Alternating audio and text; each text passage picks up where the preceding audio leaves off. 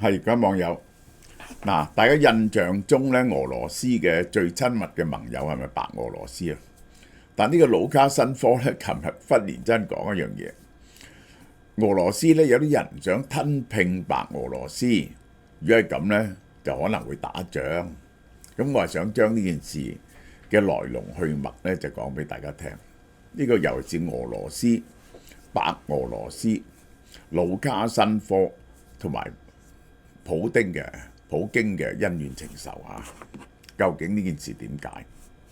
好啦，嗱，燒貓貓套裝又嚟啦嚇！呢個每個月15號截單，即係截咗單你仲可以訂嘅，但我哋15號咧就寄一次出去，係好多嘢嘅，有呢個夏威夷豆潛頂堡啦、微爾山丘鳳梨酥、香蕉酥啦、海圖客麻花卷啦、亞舍乾麵、三星葱牛雜餅。嗱，呢個新嘅呢個白包種茶奶油酥餅嚇，好好食。芝麻奶油酥夾餅，沈加花生2樽，呢個仲送呢個超級好飲嘅紅茶，凍頂紅茶俾大家。咁就係你可以單點一樣嘢嘅，上網亦都可以淨係點一樣嘢。咁但係成個 package 咧咁樣咧就咁大箱，咁咧就係最平嘅個運費啊，因為去美加當然運費貴啦。美加6300幾蚊台幣，即係1400蚊港紙，1400蚊港紙呢個就係、香港係1100蚊港紙到啦。盧卡申科10月25號接受俄羅斯消息報採訪，喺俄羅斯登出嚟呢個 message 就係任何嘗試吞併白俄羅斯嘅企圖會導致戰爭。點解講呢啲嘢出嚟啊？喺俄羅斯同烏克蘭打緊仗嘅時候，佢爆呢啲嘢出嚟。盧卡申科明確指出，俄羅斯高層有人渴望吞併白俄羅斯，呢種做法係不可能嘅，而且不現實嘅。嗱，喺2021年嗰陣時，佢哋組織一個政治聯盟啊，咁咧就係2022年啊，呢個就係呢一個係咪今年嘅2月啊？呢個佢同埋阿普京2月嗰陣時開完會就出嚟咧就講，即係俄羅斯同白俄羅斯一體化。咁呢個隨時都得㗎，呢個可以統一㗎，可以合併㗎。但係俄羅斯人準備好未呢？白俄羅斯人準備好未呢？其實呢，佢講嘅嘢呢就係話，我唔係抵抗呢個俄羅斯吞併白俄羅斯嘅，不過白俄羅斯人唔制，呢個呢就係佢台底講嘅嘢。盧卡申科話俄羅斯唔能夠咁講，俄羅斯好大，白俄羅斯好細，經濟差距都好大，我哋幫你，你加入俄羅斯，但你唔可以咁講，因為我哋有尊嚴嘅，呢個唔係中世紀嚇。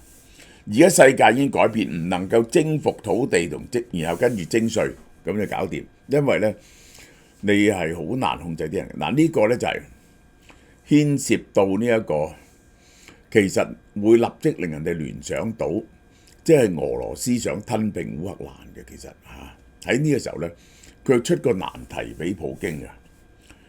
嗱，但係佢梗係幫普京洗白啦。普京冇咁諗過嘅普京唔係想吞併烏克蘭或者白羅斯嘅，佢又講呢一個，但係克里米亞而家現實上梗係 under 俄羅斯啦，但係佢法律上係 under 烏克蘭喎。嗱，講啲咁嘅嘢，我一陣會講俾你聽點解。首先講白俄羅斯或者白羅斯呢個名點嚟？佢哋想將個名改做白羅斯嘅，叫中國，但係中國冇理佢。一個正式咧就係 Belarus。就唔係 Russia， 點解叫 Russia 咧？點解加咗個俄字喺前面咧？就因為嗰陣時咧，嗰個譯音嘅問題譯音嘅問題就加咗個俄喺前面。正確嚟講，羅斯嚟嘅啫，呢個係羅斯嚟嘅。6世紀至7世紀，第一批斯拉夫人由烏克蘭進入而家嘅白羅斯境內，同當地波羅的海嘅部族混合，形成咗呢個白羅斯民族。12世紀，基輔羅斯分裂成為好多獨立小國，白羅斯形成咗幾個公國。呢嗰陣時咧就係基基輔羅斯曾經一個大國，結果呢，佢就係分裂。好啦，公元980年，基輔羅斯嘅統治者統一埋白羅斯，呢個就係東斯拉夫人嘅第一個統一王國，好大嘅呢個統一王國。咁後來咩事發生呢？後來呢，就當然就係呢個蒙古人嘅西征啊，拔都嘅西征。拔都嘅西征咧，打入基輔羅斯，3日就攻陷咗基輔羅斯。係基輔羅斯嗰陣時有10萬人，就係呢一個有10萬人，就係死剩幾百人，俾佢哋殺晒。去到100幾年後，教宗去到有個教宗去到，發現都係得200戶人，將基輔羅斯全部毀滅㗎。好啦，嗱咁羅馬人咧就統治喺呢度啊。佢繼續咧就向西邊打，一路打到匈牙利。呢一忽地方咧，從來冇佔領過。呢個就係有人話呢個係白俄羅斯呢個名嘅起源，即係佢哋從來冇俾人哋佔領過，冇俾呢個蒙古人佔領過。第二個可能嘅理由咧就話，因為佢哋保持嘅東正教保持得好，咁所以咧就係一個 white。即係呢一個係冇被污染嘅羅斯，呢個就係好啦。到咗13世紀嗰陣時，為咗抵抗條頓武士團啊，呢個係白俄羅斯公國加入咗立陶宛公國，形成咗白羅斯。佢哋結果咧就係嗰陣後來咧就有咗白羅斯呢個名。咁佢哋咧就係加入咗立陶宛嘅嚟到對付條頓武士團嘅，其實就係啊。結果結果咧就擊敗咗條頓武士團，呢個就係立陶宛公國同波蘭合併，變咗波蘭立陶宛聯合王國。白羅斯係其中一部分，於是白羅斯啲精英咧逐漸波蘭化，佢有一部分人咧就受咗波蘭嘅影響。嗱，呢個就係嗰陣時呢一個波蘭係好大嘅。1772年到1795年嗰陣時，俄羅斯帝國、普魯士同奧地利打敗咗立陶宛呢個波蘭公國，3次瓜分波蘭亡國。於是白羅斯咧就入咗俄羅斯帝國。其實喺1795年咧就入咗羅斯帝國，佢係遲過烏克蘭加入羅斯帝國嘅。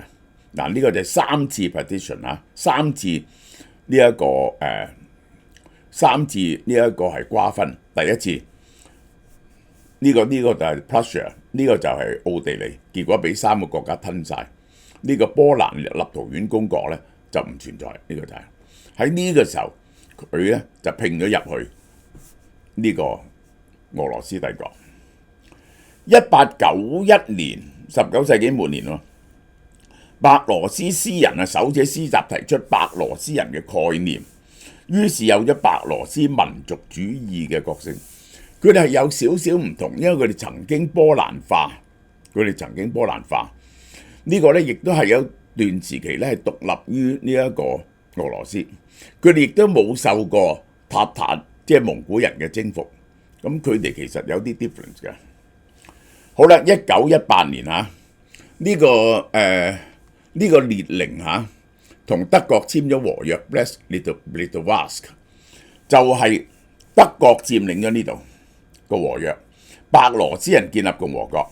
呢個係白羅斯歷史上第一次建立一個獨立嘅主權國家。咁後來咧，當然啦，就係呢一個1919年就係呢個蘇維埃政權啊，紅白內戰啊。白羅斯建立咗蘇維埃社會主義共和國。1922年就係紅軍打贏咗，成為蘇聯創始成員國之一。呢個就係咁，呢個時候1922年正式併入咗去，咁真係唔好遲嘅啫。呢個1922年啊，唔係咁，佢之前就已經併入咗，就19世紀末年。1941-44年間呢，納粹德國佔領期間，其中一個好重要戰役就係打明斯克能。呢個就係俄羅斯嘅首都。白俄羅斯死咗1/4人，但仲有60%國土咧係俾游擊隊控制嘅。咁嗰啲德國嗰啲突擊隊啊，周圍去追殺呢個共產黨員。二戰之後咧，白羅斯喺蘇聯體系之後加速工業化，係蘇聯嘅裝配車間。佢哋蘇聯嘅政策咧係唔同嘅地方分配唔同嘅任務嘅。譬如呢一個烏克蘭其實負責做軍工嘅，烏克蘭東部頓巴斯地區係重工業區，生產呢個煤礦嘅。呢個白羅斯咧就係做裝配嘅，嗰啲卡車啊、啲車啊好多喺白羅斯做嘅。白羅斯喺蘇聯期間高度俄羅斯化。1970年，54% 嘅明斯克居民佢嘅母語已經係俄羅斯語。係有啲唔同嘅。1988年蘇聯解體之前，83% 嘅人咧認為自己係白羅斯人，佢係因此咧呢個係一個初步嘅民族主義嘅形成，但只係有50%人將白羅斯語視為母語嘅啫，已經被消滅咗好多嘅白羅斯原語。1991年蘇聯解體，佢成為主權國家，經濟受到嚴重衝擊。點樣講呢？就係呢，蘇聯解體後邊嗰啲國家呢，如果佢冇進行市場化呢，進行市場化改革呢，經濟會短期就係受到衝擊，跟住就會恢復。烏克蘭同埋呢個白俄羅斯呢，就係冇進行市場化，仲係原本嘅共產黨統治，雖然改咗個名。4年間社會消費品下降40%，貧窮率升到36%。1994年混亂咗幾年之後呢，呢個盧卡申科做總統，成為白羅斯嘅第一個民選總統。而呢個人呢，亦都係共產黨嚟。以後呢，白羅斯重新採用蘇聯時期，佢係一個加盟共和國嘅國旗同國徽。俄語成為官方言語，新俄。1996年係幾次佢哋成為一個共同體，開啟兩國一體化嘅進程。佢哋咧就話咧就想建立一個共同體，咁後來咧就係想叫其他國家加入，結果咧除咗白俄羅斯咧，其他國家咧就冇加入，於是就整咗個共同防禦機制出嚟。呢個咧就包括咗呢個格魯吉亞，包括咗呢一個中亞五國即係咁樣。加入咗亞美尼亞。1997年，兩國簽署俄羅斯與白羅斯聯盟條約，俄白共同體升級成為俄白聯盟，但係結果得佢兩個國家真係搞唔成。1999年又整喺莫斯科簽訂咗建立聯盟國家條約，俄白聯盟國家成立。其實咧就應該有個共同嘅議會即係咧就好有啲似呢個共同體咧，就有啲似嗰陣時嘅奧匈帝國咁啦。咁咧就係亦都有自己嘅議會政府咁嘅，結果全部傾唔掂。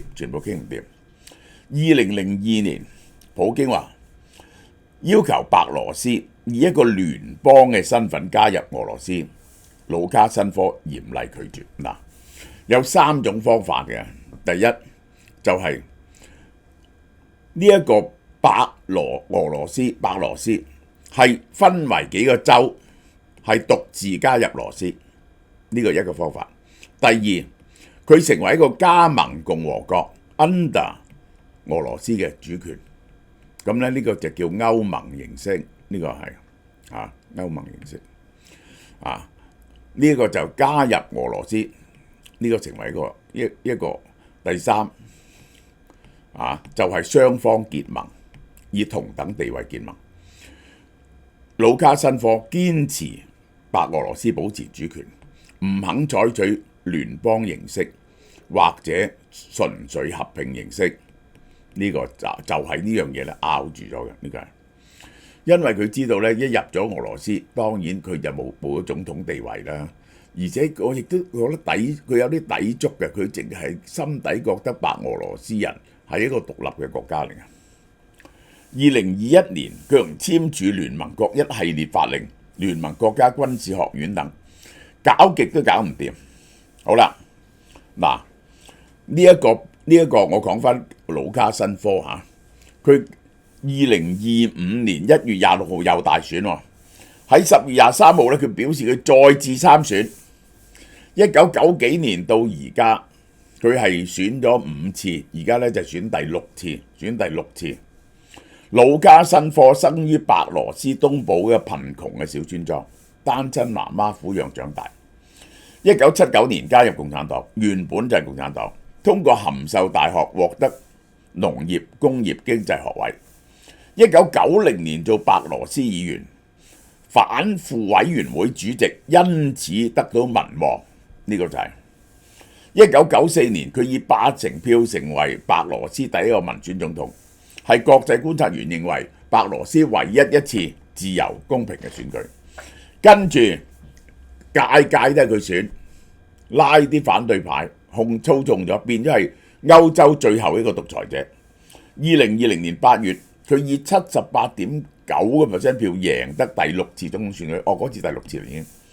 但呢個選舉咧被高度質疑，佢嘅對手又話選到，結果咧係喺俄羅斯嘅幫助之下咧，佢係鎮壓咗啲人民嘅。2020大選爭議之後咧，佢面臨西方嘅制裁，因此加深咗同俄羅斯嘅依賴關係。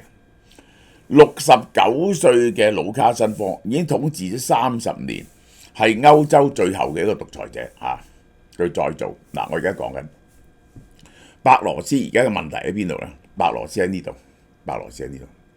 個國家咧就當然係非常窮啦，尤其是俾西方制裁。佢咧就係喺今年咧都講過統一，但係佢堅決反對合併或者成為聯邦，呢個只可以結盟，即係邦聯形式。佢係借地方俾俄羅斯咧，由呢度去打基輔，呢個就係俄羅斯今次認為呢個最容易打嘅方法，因為白俄羅斯咧就好近，由呢度打基輔啊，呢一個。咁好啦，結果咧打唔贏喎。咁呢個普京咧叫佢派兵幫助，佢堅決唔肯嘅。佢咧係有幾萬兵，但係咧我諗一個咁腐敗咁窮嘅國家咧，啲軍備都好差啦。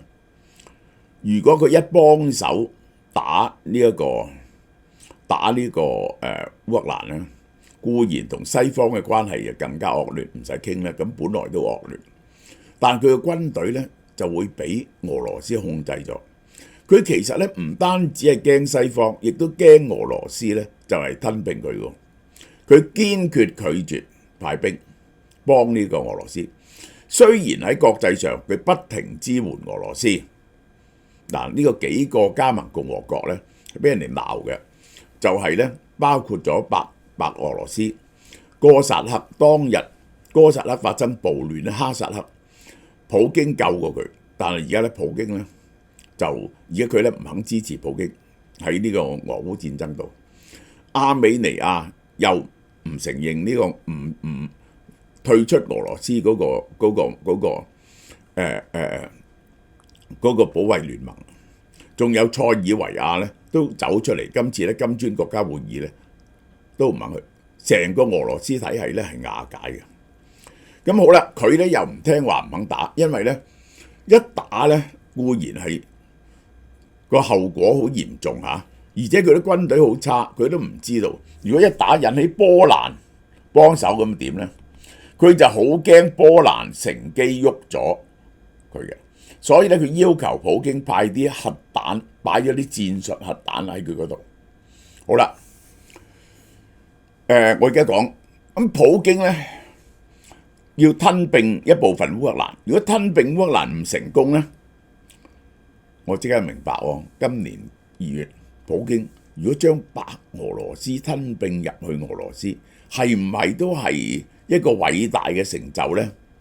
嗰陣時，俄羅斯瓦解之後，1991年咧，我曾經講過呢番説話，即係咧，你俄羅斯要變翻一個對外侵略嘅國家，再好似係蘇聯嗰時咁威脅世界咧，你第一步要吞併翻你以前分裂咗出嚟嗰啲國家先？你而家咧得翻億幾人，你知唔知啊？嘔咗個烏克蘭出嚟4000幾萬人，呢個900萬人，呢度已經5000幾萬人，同中亞5國、格魯吉亞呢啲地方，你攞翻，你先至講向歐洲侵略啦。但呢啲國家咧，你要收復佢咧，你睇下幾困難。唔好講話烏克蘭啊，咁難搞啊！烏克蘭就堅決要脫離俄羅斯體制，同西方加入歐盟，因為任何脫離俄羅斯嘅影響力，加入歐盟嘅國家咧都發咗達嘅喎。啊，你跟俄羅斯咧就一定係執笠嘅喎，你一定係揸兜嘅喎。咁呢一個咧就係一樣非常困難嘅事啊！要佔領翻呢啲地方。咁咧，如果攞唔到烏克蘭，攞埋白俄羅斯嗰啲執翻個彩啊！2020 2月，白羅斯允許俄羅斯軍隊由佢領土對烏克蘭發動戰爭攻勢，然後2023年佢宣布喺白羅斯部署戰術核武，真為白羅斯真係驚，佢啲軍隊咧唔打得啊！如果呢個烏克蘭得閒啲打下佢，或者波蘭打下佢咧，佢大鑊嘅。但係而家嘅白俄羅斯係非常靠呢一個俄國嘅。喺經濟方面，白俄羅斯2024年獲得6.3億美金嘅俄羅斯貸款，哇！對俄羅斯嚟講呢個好沉重嘅代價。6.3億啊，今日啊，對呢個俄羅斯嚟講係已經好大鑊。兩國同意喺2023年建立共同天然氣石油市場，之前維持天然氣低價供應。嗱，我話俾你聽，呢個係一個重大嘅，普京要嚟威脅呢一個盧卡申科嘅，就係咁嘅。佢本來呢，就係嗰啲石油同天然氣呢，就由呢一個俄羅斯去呢個白俄羅斯呢，就走出境稅嘅啫。而家呢，就唔係，預備咧收礦源資產稅，即係咧將佢同境外嗰啲，即係將佢咧同歐洲國家相同。白俄羅斯咧係頂唔順嘅。喺呢個時候喺呢個時候，俄羅斯覺得白俄羅斯冇真心幫佢，普京覺得盧卡申科叫你派兵唔肯派，你睇下北韓都派兵，朝鮮都派兵，你就陽奉陰違，仲要我俾好多錢讓你。咁於是佢其實咧就俾緊壓力呢一個盧卡申科，要求咧盧卡申科咧就同佢合併，咁樣咧佢亦都係可以向國民交代。盧卡申科咧就死都唔制啦，寧為雞首冇為牛後啊嘛，吞併咗入去俄羅斯度咧，佢仲有咩地位咧？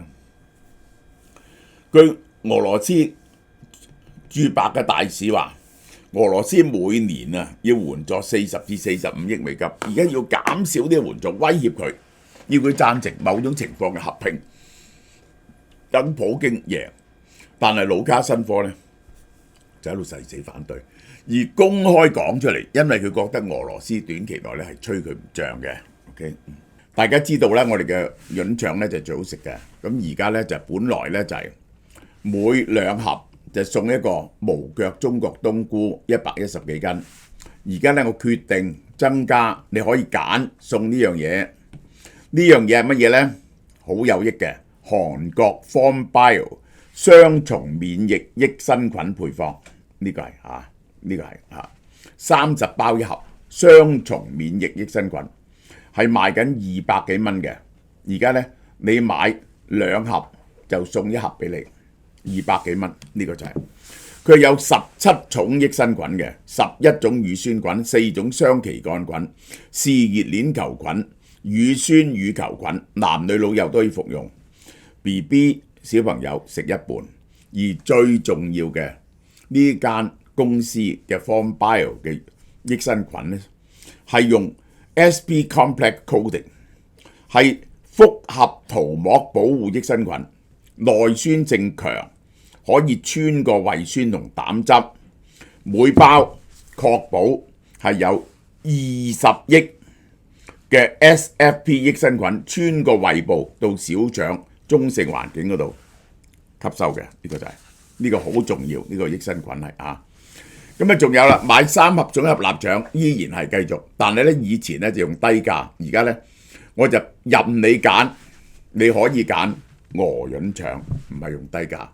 你唔食鵝潤腸都可以揀其他啦。咁呢個咧就好抵，大家快啲幫襯。